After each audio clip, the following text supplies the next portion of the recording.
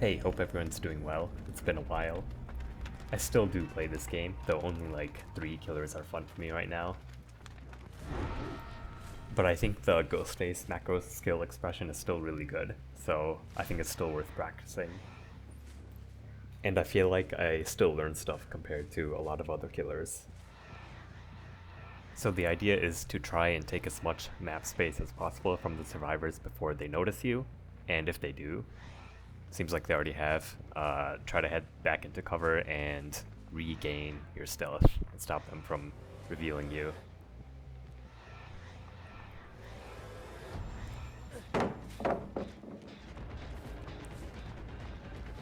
He looped back around, so it might be a down here.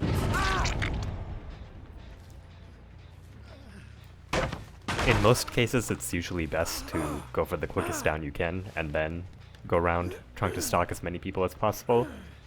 But you need to play according to how quickly the gens are going.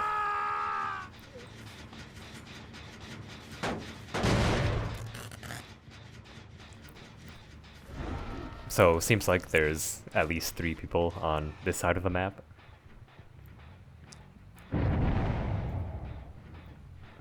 Gonna farm some stock here.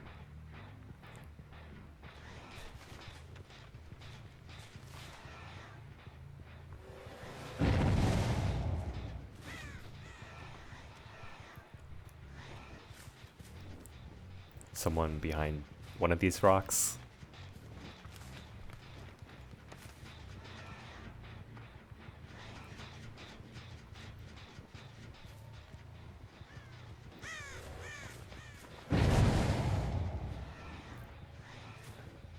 Trying not to waste too much time here, but I'm gonna head back once the gen is discorded. She can call that out, but I can easily just rotate back towards her if she starts working on a gen, so that's not a real issue here. But you still have to keep track of people if they actually get off the gen. Mistimed that stock a little bit, but the add-on lets us get it back pretty quickly. And Willie ends up being a little greedy here.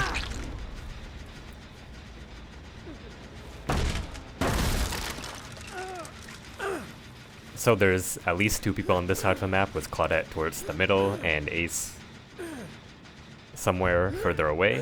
I don't think he's on this side of the map. Meg rotating back towards Claudette to help her finish the gen. And Rancor will let us know where Ace is if they do pop the gen. That's why I'm taking Rancor in the first place. It's one of the only perks that can't get countered in any way, and the timing of it can be really useful in a lot of cases.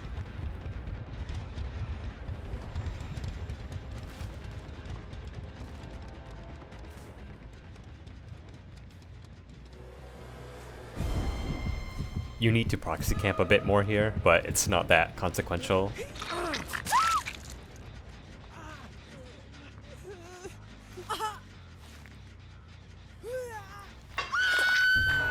You don't always have to worry about deliverance, especially if there's some gens to pop, or depending on where exactly in the game you are, like whether if you want to snowball at that point or not. So it's okay to hook and unhook her every now and then.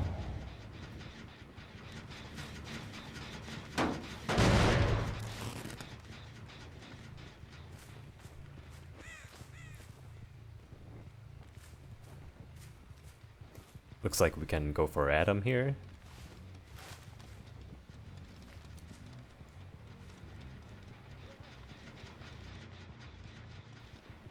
I think I stuck out there a bit.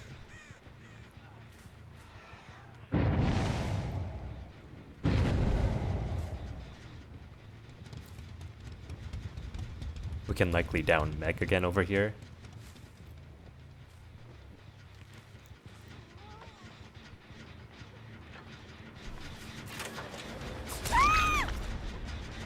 Even if they called me out, there's enough stealth between me, or cover, I mean, there's enough cover between me and both of these survivor groups for me to easily rotate between both of them.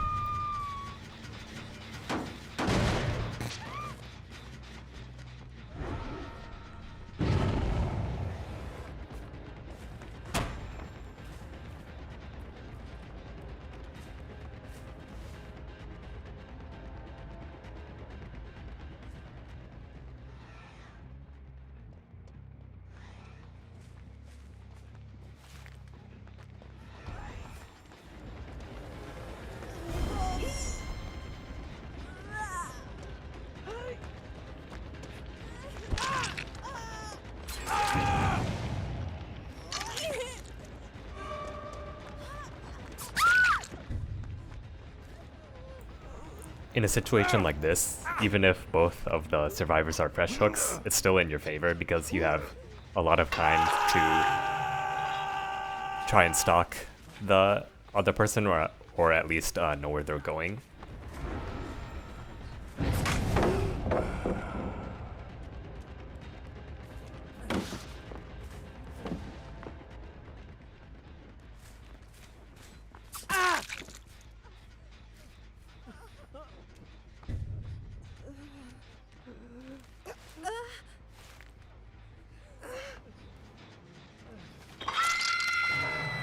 So regarding Ghostface in 2024, I think he's decently strong. I know you've probably seen comp players playing a bunch of Larry's matches with him. Though I think you can still do well against a good team on an outdoor map, but you just have to be like an actual genius.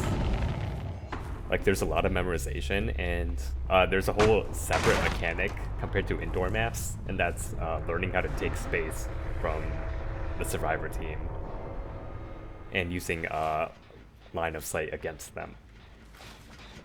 So if you're good, you can learn to pick off rescuers a lot earlier in the game than you would on, say, an indoor map. On indoor maps, you don't really have to memorize the gens that much because pretty much all of them, except for one or two, will be easy stocks for you. Though on outdoor maps, you have to pay attention to gens that might be approachable, but you can't stalk them, or gens that you can stalk but can't approach, or straight up good or bad gens. And even though there's a lot less room for mistakes because the survivors can take a lot of space from you if you mess up, it's still possible if you play everything right. In general pub matches, I pretty much always run the Victim's Detailed Routine, the purple add-on now, because Sprint Burst and Unbound Player really hurt him, especially when you can't always predict it. And Driver's License might be necessary if there's 3 or more toolboxes present. In a comp setting, I know people like to run stuff like Wallet, but you shouldn't be using that if your pathing's good. In that sort of setting, I'd probably run something like the security camera for tracking, or license, depending on the map. The camera is important because it'll let you plan interceptions, which is basically the winning strategy for Ghostface. And there aren't that many info bricks that help you at the time you down someone. I'd also use something like Sloppy instead of Rancor, but I'm not too sure yet at the moment. I'm also actively looking for scrims, so that could be helpful. This gen's kind of hard to stock, so I can just wait for her to finish it and then stock her as she leaves the area.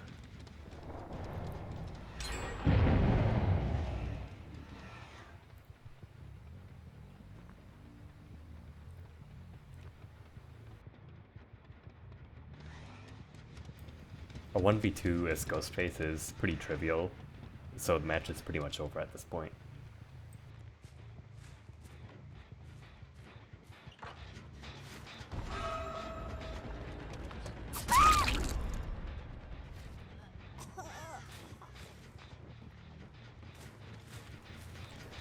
Claudette's probably close to Shack. That's usually where injured people go at the end of the game.